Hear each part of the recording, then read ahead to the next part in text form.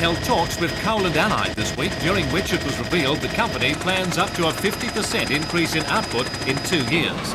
Coal and Allied will be installing longwall mining at its Liddell colliery over Christmas, upping production there by 500,000 tonnes a year. And company spokesman Bruce Thompson says if stability of government charges and industrial harmony are maintained, it's possible the West Wallsend No. 2 and Wonneraa collieries will also go longwall. Longwall mining is safer and makes underground mines approach the efficiency of open cut operation. As well, Coal and Allied is expecting the arrival of a new ship in April to carry coal from Catherine Hill Bay to Port Waratah, further enhancing the Wonneraa colliery's expansion possibilities. In his parliamentary address, Mr Cox also indicated that further rail upgrading will be carried out to try to take up the reserve capacity in seaboard loading facilities. Newcastle is capable of handling 43 million tonnes a year, but only 30 million will pass through in 1985. However, the president of the Northern Miners Federation, Jim Hayes, says mines are working to existing capacity based on manning available. Mr Hayes says unions will back expansion provided it's regulated and takes into account the long-term needs of the industry as a whole. And by way of a warning, he says the security of the existing workforce would be put before any new developments. Happy?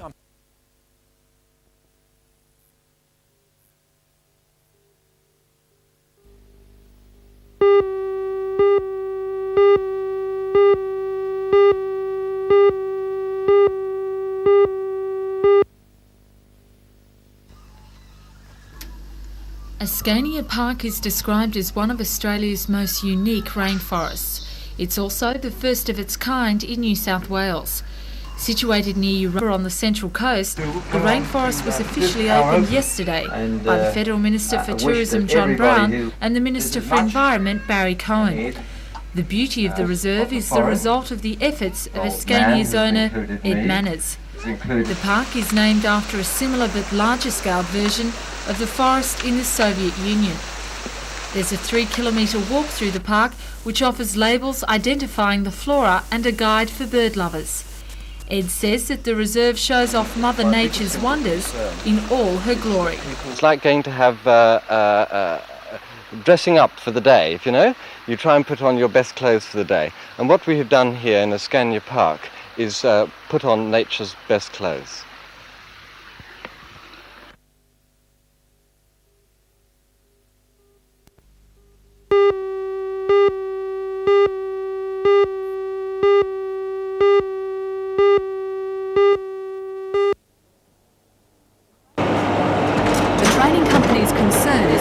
By June statistics for apprentices in New South Wales.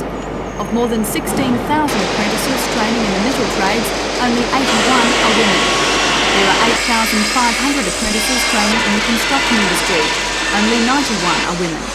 And the trend continues throughout the electrical trades and other heavy industries. The training company's general manager, Kay Sharp, says she believes some women would be interested in these fields, but that employers may be wary. In '81, when there was the big promotional campaign, I believe a lot of young girls applied for jobs without knowing exactly what it was all about, and as a result, they didn't succeed. Some employers were involved with those girls, and now they're hesitant to seek another female. But you get the right female, and she can do the job as well as everyone else. The motivation's there. You're right. Is there some concern the women may take the jobs away from the men? I don't believe they're taking the jobs from the boys, they're just competing with them on an equal basis. One woman's achievement in the electrical trade was today rewarded by the training company. Anita Dawson, a fourth-year apprentice electrical fitter, received a Special Achievement Award for outstanding results during the past 4 years. Anita, who is the first woman to work at the Bayswater Power Station, was described as a pioneer for other women apprentices.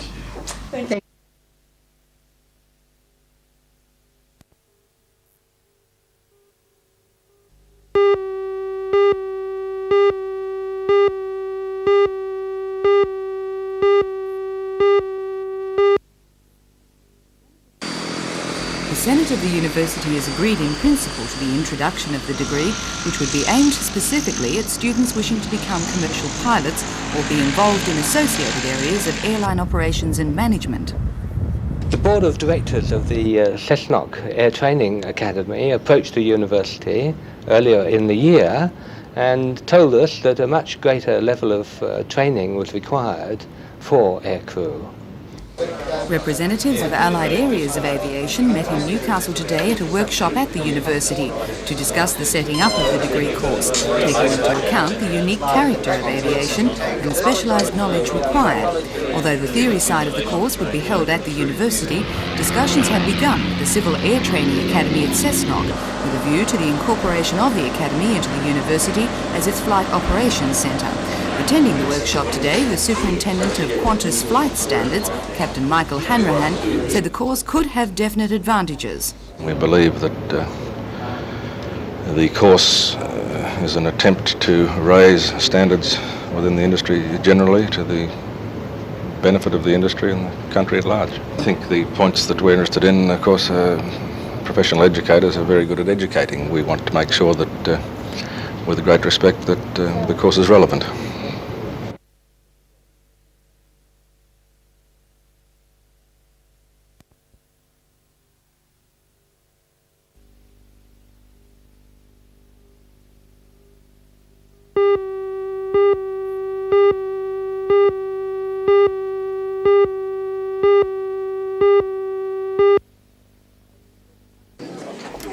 Over 700 works in all forms of medium deck the hallways of Newcastle's CAE. What is interesting is that we've got so many new media represented in our art courses in Newcastle, so that means everything from the traditional areas you'd expect through to new things.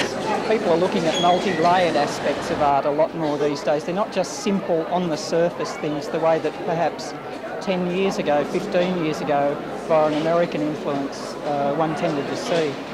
The students have finished their 3 to 4 years study. Where to now? Well, a good many stay within the region. Obviously, those who have done the art education course are looking to find employment in the secondary education system.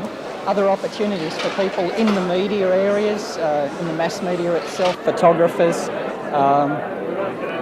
people working and finding possibilities for themselves within the crafts, within areas like illustration.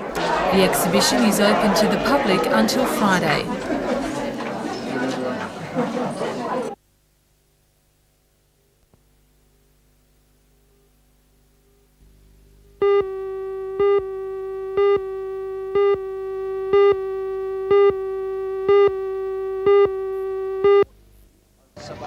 Unfortunately, overseas, terrorism seems to be a part of modern society. We hear and see on television violent acts being committed with sickening regularity. Apart from the Sydney Hilton bombing almost 8 years ago, Australia has been spared this kind of violence. But that doesn't mean our authorities aren't prepared for it. In fact, local Superintendent of Police, Ken Gibson, explains that over the next 3 days in the Hunter area, a counter-terrorist exercise named Grasshopper will be staged. It'll be a joint exercise involving New South Wales and federal police authorities. Superintendent Gibson says the make-believe terrorist drama is based on what authorities think would be among the most likely situations to occur in Australia. The scenario is that a visiting VIP will be captured by terrorists, and certain demands throughout the period of something like 36 hours will be made through the police command post, which will go into action early in the piece.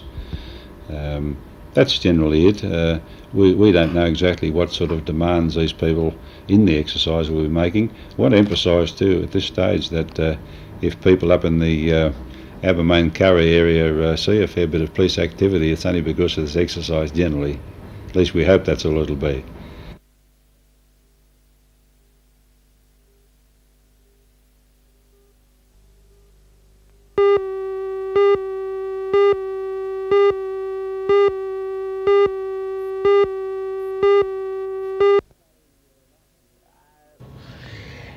If anybody would like to ask your Prime Minister any questions, please have those questions on notice and also the answers. This is the Leader of the Opposition here, and I suppose when it comes to comedy, the name John Howard doesn't exactly spring to mind, does it? As the Premier of New South Wales, I would just like to say that the polls have been very, very good for me, and to the Polish community, a big cheerio to you all. John Michael Housen, I want to say to you right now, it's marvellous being here, but I tell you what, I'm dying of thirst. Someone please give me a drink. Paul Jennings has appeared on many Australian television shows, including Willisy, Good Morning Australia and Hey Hey It's Saturday. Prime Minister. He says he's been in the business for a long time. It started as a child, impersonating neighbours, parish priests, tradesmen, grocers, all that type of thing. And it just went on as a hobby. And people enjoyed watching it, and I enjoyed doing it. What's the secret behind impersonating? Is it just a natural gift? I don't know the secret. I think it really is a natural gift that suddenly was given to me. It's hidden in there, and I was able to bring out. I think I just like mimicking people. I have a habit of doing it unconsciously. When people might be a neighbour in front of me, and I'm suddenly falling into their voice, and they might think, hello, he's doing me, but I don't know that I'm doing him. Although politicians feature strongly in Paul's repertoire, not even the royals are sacred. And I believe that, it's marvellous being a prince, and it's a most trying time. But I'm getting older now, 35 years of age, and I think it's time Mummy give me a chance to get some experience. Please, can I be king? Can I be king? I want to be king now, right now, please, please.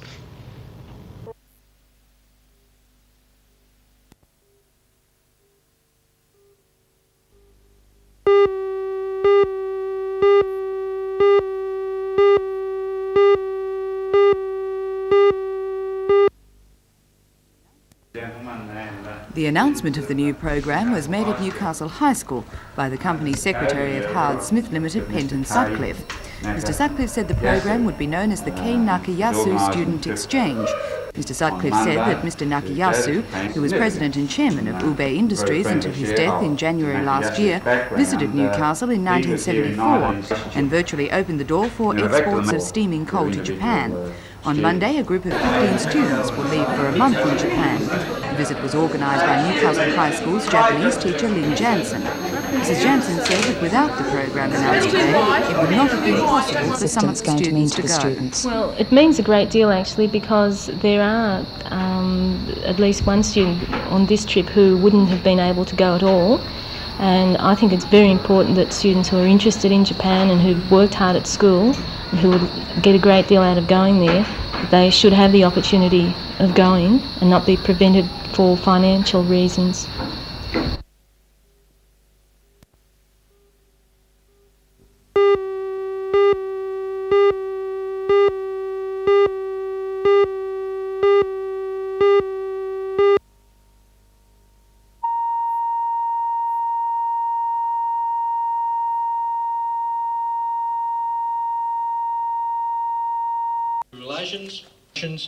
About the logger claims with the wages industrial action over their productivity claim. The miners say the coal industry has enjoyed a productivity rise of 30% during the past 3 years. They believe union members are entitled to a share of the profits. We look on the output of the industry and the increased productivity across the board in New South Wales and Queensland, and we feel that the mine workers deserve a flow-on of those increases in production. How much is your 30% productivity claim worth? Well, of course, that's open for negotiation, but I wouldn't like to put a ceiling on it. Naturally, for the benefit of all mine workers, I'd like to certainly get as much as possible. But it's worth much more than your 3.8% wage rise? Definitely, yes. Miners at both Curry and Singleton voted overwhelmingly to reject the tribunal's recommendation, demanding both the 3.8% wage rise and freedom to negotiate their claim without restrictions. Miners also voted in favour of taking industrial action, a 7-day stoppage early next year, in the event that their demands are not met.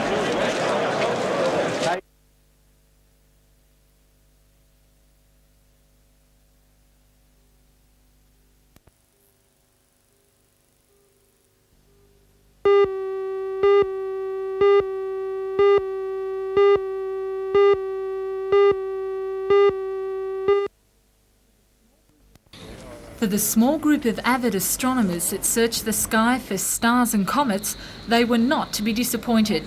At this point in time, Halley's Comet is said to be in the north to northwest, at an angle of between 60 to 70 degrees by telescope.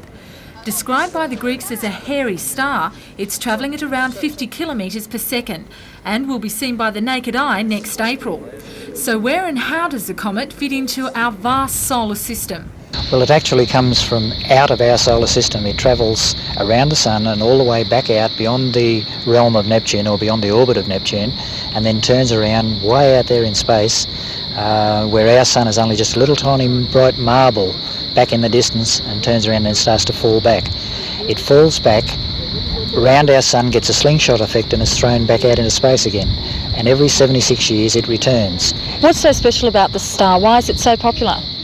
Because it was the first one that was identified as a regular visitor to Earth, and so far we know of 29 different visits that it's been back into our area and that it has been seen.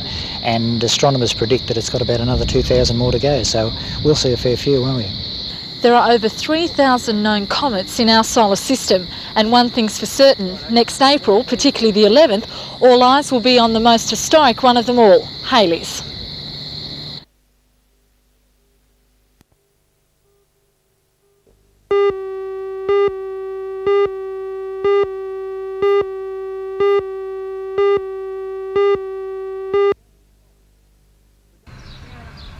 The game of bowls has traditionally been the domain of the older generations. That seems to be changing, and today at the Warners Bay Club there was abundant evidence that the sport of bowls no longer appeals exclusively to any one age group. It was the final day of the 11-match round-robin series of the Newcastle High School's Bowls Fours Championship for the ABN Shield. They may not have been attired in the traditional bowling whites, but many of the school-aged players displayed the mannerisms and skills of experienced bowlers. The high flyer in the tournament this year was Rutherford High.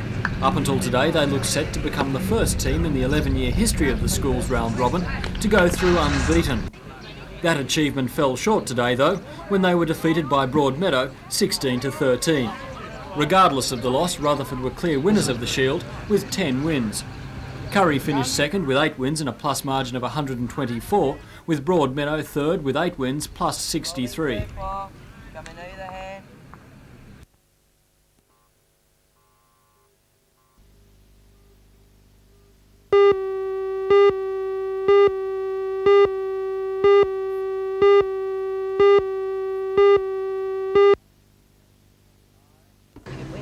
I, James Rowland. It was a wet day in Muswellbrook for this important occasion and the visit by the New South Wales Governor, Sir James Rowland. Despite the weather, a small crowd was on hand to witness the handing over of the Shire coat of arms and flag and the chain of office to the Shire President, Councillor John Joblin. The tradition of the coat of arms and flag dates back to 12th century England, when they were worn by knights and displayed on their horses as symbols of unity and identity. Today they are still regarded as important civic symbols. The Governor, Sir James Rowland, used the occasion to stress their significance and to honour Muswellbrook. From this day on, the Shire of Muswellbrook will proudly display its own coat of arms, its colours and its banner, as a symbol of its pride and its unity, and a proclamation of its identity, its loyalty, its honourable past, and its most promising future.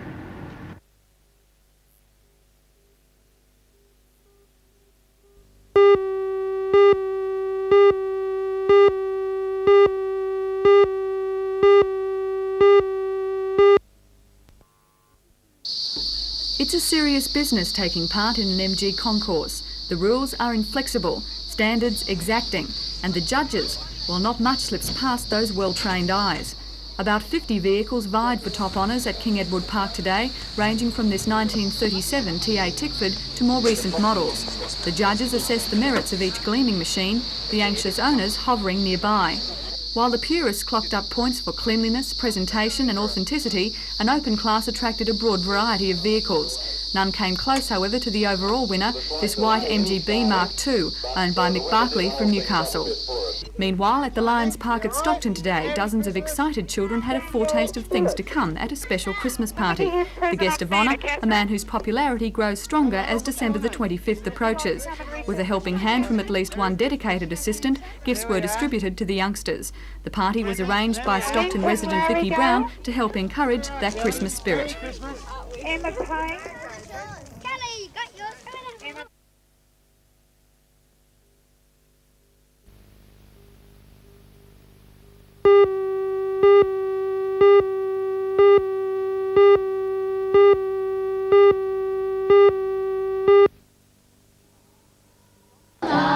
St John's Primary School has undergone many changes since the full school was built in 1874. The playing area has been enlarged and the teaching area expanded to cater for increased enrolments. Today, teachers, parents and students celebrated the opening of St John's most recent extensions. Worth around $260,000, they include the construction of walkways between buildings, the renovation of old classrooms, the conversion of a neighbouring house into staff rooms and office space, and the construction of 2 car parks. After performing the official opening, Bishop Leo Clark blessed the buildings in front of a large percentage of the school's 252 students.